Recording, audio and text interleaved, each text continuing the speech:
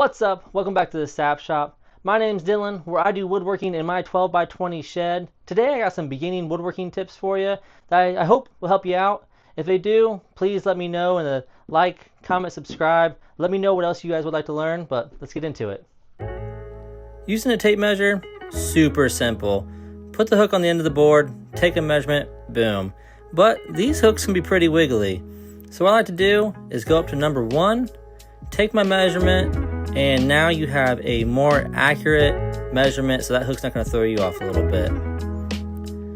Now when you're cutting a piece of wood, you want to make sure that you're cutting on the right side of the line. So that blade is an 1/8 inch thick.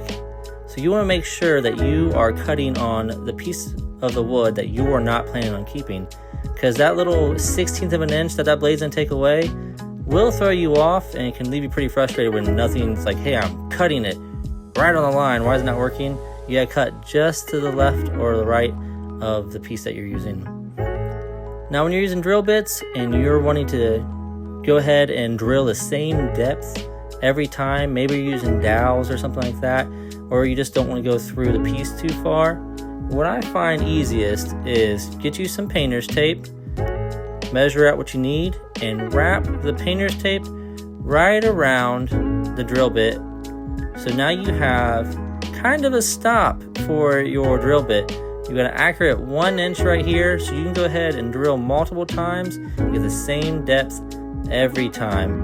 It's one of my favorite ways to mark a drill bit, because what are you going to use? Sharpie? It ain't going to work. When you're done, take that tape off there, boom.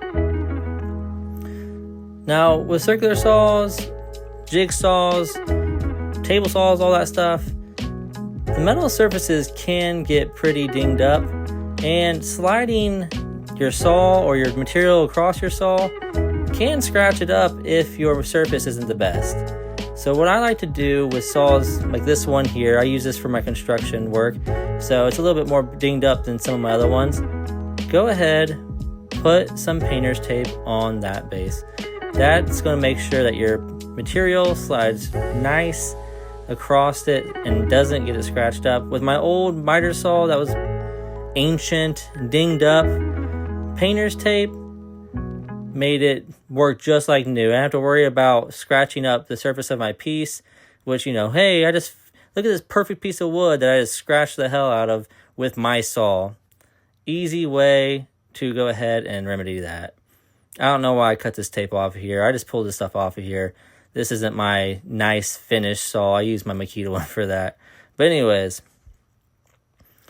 when you're cutting wood, for safety reasons, and it just makes me more comfortable, I like to set the depth to my material of my saw. So what you do, put your piece of material down flat, put your saw right next to it, pull your guard back, and let your blade sit right next to it. So now your blade is the same depth as your material. So now I have a 3/4 inch 1x4.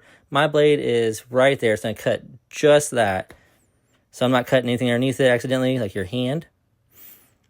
When you're cutting a piece of wood with a circular saw and you want to make sure it's straight, grab your speed square, grip it firmly, and then line it up and use the guard up against the speed square on your circular saw and rip your board. Boom. Nice straight cut.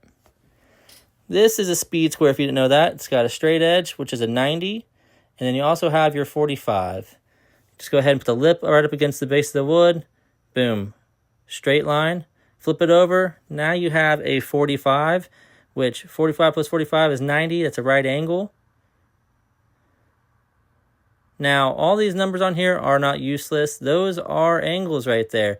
So you put it right on the lip, pivot it at the corner, and now we are going to go up to 45 degrees. 45 because I can show you, hey, this is truly 45. There's a 45 degree angle, and I get lost in my speed square, don't know how to use it, I'm dumbing out, oh my gosh, I'm going to fry. There, found it. There we go, boom. 45 degree angle. You can do whatever angle you want. Now when you are marking a line, make sure that lip is on the meatier part. Don't sit there and hang off the edge. You want to make sure you got a straight, beautiful line. Boom, there you go. Make sure you have more meat on that speed square. Thank you for watching. I hope you find some value in the tips I gave you here today. These are some basic tips. If you'd like to know more, please put in the comments what you'd like to see, if there's anything specific. Well, have a great rest of your night.